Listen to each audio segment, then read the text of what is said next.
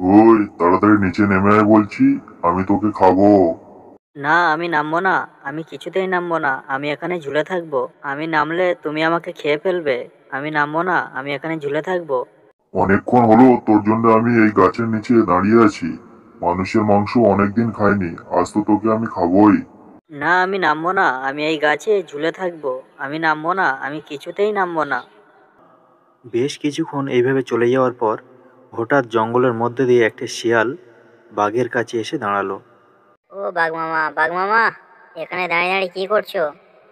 এই শিয়াল শিয়াল, তুই অন্ধ নাকি? তুই দেখতে পাচ্ছিস না আমি এই শিকারের জন্য এখানে দাঁড়িয়ে আছি? বাঘ মামা, তুমি এখানে কি শিকার করছো? আমি তো আশেপাশে কিছুই দেখতে পাচ্ছি না। আরে শিয়াল, তুই সত্যি অন্ধ আছিস? একবার গাছের দিকে তাকিয়ে দেখ, শিকার ঝুলছে। আরে সত্যি তো, ওটা তো একটা মানুষ। তুমি মানুষ শিকার করছো?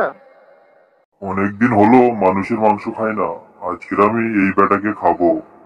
শিয়াল মনে মনে ভাবলো, এই মানুষ বেটা তো একদিন আমাকে সাহায্য করেছিল, আমার জীবন বাঁচিয়েছিল। তাহলে আজকের ওর উপকার করে ওর জীবনটাও আমি বাঁচিয়ে দিই, ওর ঋণ থেকে আমি মুক্ত হয়ে যাই। আরে বাঘ মামা, তুমি যে মানুষ বেটাকে শিকার করার জন্য গাছের নিচে দাঁড়িয়ে আছো, ওই বেটা তো আর নামবে না। অনেকক্ষণ তো হলো তুমি এই গাছের তলায় দাঁড়িয়ে আছো, কিন্তু সে তো ঝুলেই যাচ্ছে, সে তো নিচে নামছে না। এইভাবে যদি চলতে থাকে তাহলে তুমি তো না খেতে পেয়ে মারা যাবে। তুমি একটা কাজ করো, তুমি জঙ্গল থেকে অন্য শিকার ধরে খেয়ে তোমার পেটটা ভরিয়ে এসো। তারপর এই বেটা যখন নামবে তখন একে খেও। তুই তো ঠিক বলেছিস, আমি সেই সকাল থেকে এই গাছের নিচে দাঁড়িয়ে আছি, কিন্তু এ বেটা তো নামছে না। হ্যাঁ বাঘ মামা, এই বেটা খুবই খারাপ। সেই থেকে ঝুলে আছে তবুও নামছে না। তুমি বরঞ্চ জঙ্গলের অন্য শিকারের খোঁজে যাও। এই শিয়াল, তুই তাহলে একে পাহারা দে, আমি জঙ্গল থেকে অন্য শিকারের খোঁজে যাই, অন্য শিকার ধরে খেয়ে আসি। ততক্ষণ তুই এই বেটাকে পাহারা দে, না যেন পালাতে পারে। আমি কিছুক্ষণ পর এখানে আবার ফিরে আসবো। এই বলে বাঘ অন্য শিকারের খোঁজে জঙ্গলের মধ্যে চলে গেল। এই বেটা, তুই এখনো গাছে ঝুলছিস? নিচে নেমে আয়। এখন আর তোর ভয় কিসের? শিয়ালের কথা মতো মানুষটি গাছ থেকে নিচে নেমে এলো। এই বেটা, তুই ওই গাছে উঠে ঝুলছিলিস কেন? আর বলো না ভাই, আমি এই জঙ্গল দিয়ে যাচ্ছিলাম। হঠাৎ দেখি বাঘ আসছে। তাই আমি এই গাছের উপর উঠে গেলাম। আমি ভাবলাম বাঘ চলে গেলে আমিও নিচে নেমে যাব। কিন্তু বাঘের চোখ ফাঁকি দিয়ে যেই নিচে নামতে গেলাম, বাঘ বেটা আমাকে দেখে ফেললো। তারপর থেকে সেই গাছের নিচে দাঁড়িয়ে আছে আর আমাকে খাওয়ার জন্য এখানে অপেক্ষা করছে। তাই আমি এই গাছে উঠে ঝুলছিলাম। হ্যাঁ, সবকিছু শুনলাম আর বুঝলাম।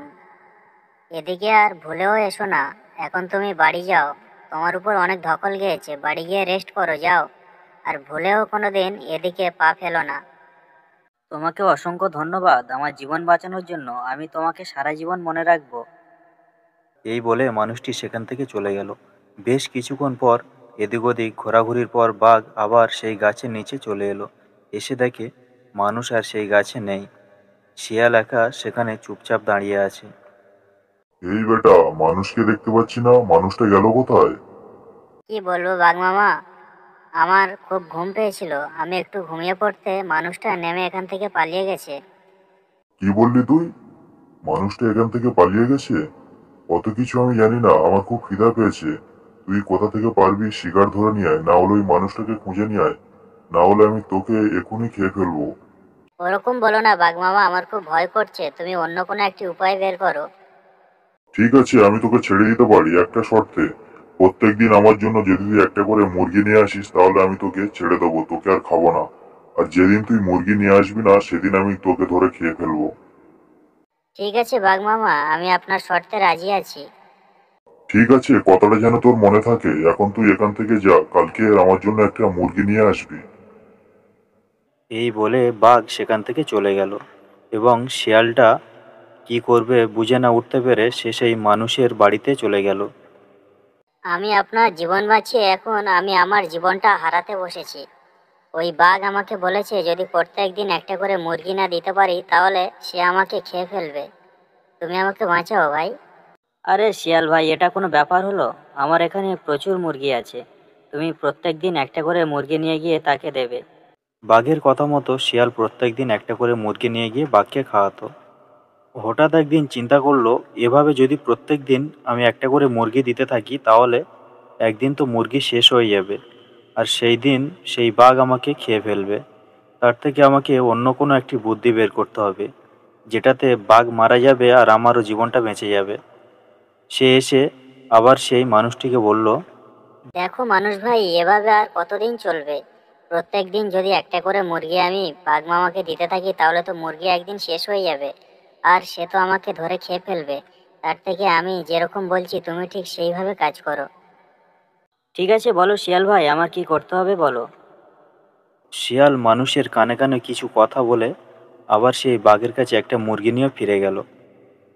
এই শিয়াল, আমার এই একটা মুরগিতে আর পেট ভরছে না, আমার জন্য আরো বেশি বেশি মুরগি নিয়ে আসবি। হ্যাঁ মামা, ঠিক বলেছো। তোমার এই একটা মুরগিতে পেট ভরবে না সেটা আমি জানি। তুমি একটা কাজ করো, আমি যেখান থেকে মুরগি নিয়ে আসি রোজ, সেখানে অনেক মুরগি আছে। তুমি আমার সঙ্গে চলো। তুমি সেখানে সব মুরগি খেয়েও তুমি শেষ করতে পারবে না। তুমি প্রত্যেক দিন তুমি পেট ভরে মুরগির মাংস খেতে পারবে। তুমি আমার সঙ্গে চলো, আমি তোমাকে সেখানে নিয়ে যাচ্ছি। ঠিক বলেছিস তুই। তুই আমাকে সেই জায়গায় নিয়ে চল, যেই জায়গায় থেকে তুই মুরগি প্রত্যেকদিন নিয়ে আসিস। এই বলে বাঘ ও শিয়াল সেই মুরগির খামারের দিকে চলল এবং সেই মানুষটি একটি গাছের আড়াল থেকে তাদেরকে আসতে দেখে লুকিয়ে পড়ল এবং সেখান থেকে লুকিয়ে লুকিয়ে দেখছিল সব কিছু। ওই দেখো মামা, আমরা চলে এসেছি। ওই যে ঘরটা দেখতে পাচ্ছ, ওইখানে প্রচুর মুরগি থাকে। একটু পর প্রচুর মুরগি এসে ওই ঘরে ঢুকে যাবে। তুমি তখন ইচ্ছা মতো খেও। ঠিক আছে, তোকে আর বেশি কথা বলাতে হবে না, তুই এখান থেকে যা। একটাও মুরগি তুই এখানে হাত দিবি না, চলে যা তুই এখান থেকে। সব মুরগি আমি একাই খাবো। এই বলে বাঘটি সেই ঘরের মধ্যে ঢুকে গেল এবং মানুষটি পাশ থেকে সেই ঘরের দরজা আটকে দিল। এবার কেমন মজা? কেমন আমাকে মারতে চেয়েছিলে না? এবার তুমি নিজে এখানে মরবে। তোমাকে এখানেই ফেলে মারা হবে। কেউ তোমাকে বাঁচাতে পারবে না। যাই হোক, জঙ্গলের সমস্ত পশু পাখি এবার নিশ্চিন্তে বসবাস করতে পারবে। কারোর আর কোনো আপত্তি থাকবে না। এই বাঘ বেটাকে এখানেই মেরে ফেলা উচিত। এখানেই মেরে ফেলো।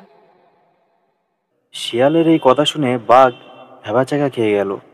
কিছু বুঝে উঠতে পারছিল না। কিছু না বুঝে উঠতে পারার আগেই মানুষ তাকে এক মারে সেখানেই মেরে দিল। আর এখানেই গল্পটি শেষ হয়ে গেল। আজকের গল্প এই পর্যন্ত বন্ধুরা। ভিডিওটি যদি ভালো লাগে একটি লাইক করে দিও। ভিডিওটি কেমন হয়েছে একটি কমেন্ট করে জানিয়ে দিও। যারা এখনও পর্যন্ত আমার চ্যানেলটি সাবস্ক্রাইব করেনি তারা চ্যানেলটি সাবস্ক্রাইব করে পাশে থাকা বেল আইকনটি ক্লিক করে দিও আর আমাদের পরিবারের সদস্য হয়ে যেও। So thank you for watching NK Bengali গল্প। So keep watching NK Bengali গল্প। Subscribe now. Thank you. ভিডিওটি দেখার জন্য আপনাকে অসংখ্য ধন্যবাদ। দেখতে থাকুন পরের ভিডিও। আর আপনাদের কাছে যদি কোনো গল্প থেকে থাকে তাহলে সেই গল্প আমাদেরকে পাঠাতে পারেন, আমরা সেই গল্পের উপর ভিডিও বানাবো। Thank you.